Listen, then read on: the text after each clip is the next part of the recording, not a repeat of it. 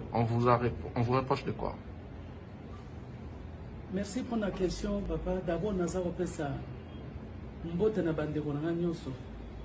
Bandeko nyonso ya Kongo na opesa ba mbote. Mbote surtout na bawo nyonso ba soutenir ngai akati ya likambo oyo. Kweza laki vraiment concerné na ngai te mais yeko latande ngai. Ye ba oyo penza ba monaki ke o peut-être ba comprendre ki malamu te na ko expliquer bango siko. Qu'est-ce qui s'est passé? Eloni nango eleki balobi que au salinini. Problème ni bakangeli. Na sali album na ngai depuis longtemps na bunda ibika ni to travailler ka to sala album na bisa prendre du temps ou les locaux ko changer peut-être par manque de moyens petit à petit to sala type album na yo sila.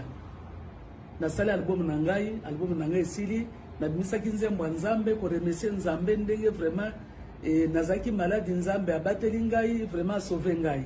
Et puis nako imisa nani et papa solution et banze mwezo bi malé mezo kende ndenge wana et mais sikoyo nzembo oyo ingratitude ezali nzembo oyo il fallait pas ebima parce que ezaki nanu mixé te na yembi bien sûr tout ça on a tout fait mais ezalaki nanu mixé nanu te siko ebimi ndenge nini disons fuite ebimi na ba oyo peut-être toza travailler na bango et bazui yango bakie ko balancer ona lelo ikomika likambuka kabo il faut ka kotia na réseaux sociaux likambuka mukeka kabo ata luto kwa il faut ka na réseaux sociaux bakamati nzemba balancer kuna exactement na image te da sali pe clip te je n'ai même pas eu le temps et ben nzembo d'abord na yembeli mokonzi yango kate ondenge bato bazo kanisa oui interprétation ni nozo persona nzembo nzembo etanazo mba trahison bawo ba trahisangai.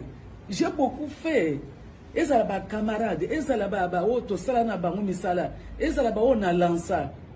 Ti lelo oyo boye. Na wuti ko mususu awuti okende peka asikoyo.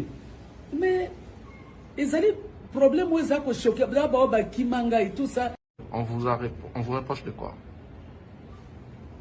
Merci pour la question, papa. D'abord nous avons fait ça. Mbote na bandeko na nyonso.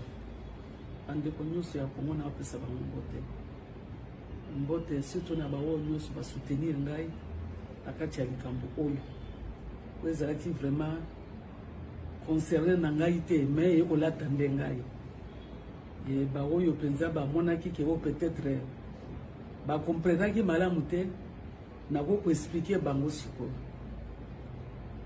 Qu'est-ce qui s'est passé? Eloni nango eleki balobi que au salinini. Problème ni bakangeli. Na sali album na ngai depuis longtemps na bunda ibika ni to travailler ka to sala album na bisa prendre du temps ou les locaux ko changer peut-être par manque de moyens petit à petit to sala type album na yo sila. Na sali album na ngai sili na bisa kinzembo nzambe ko remercier nzambe ndenge vraiment et nazaki malade nzambe abateli ngai vraiment sauver ngai.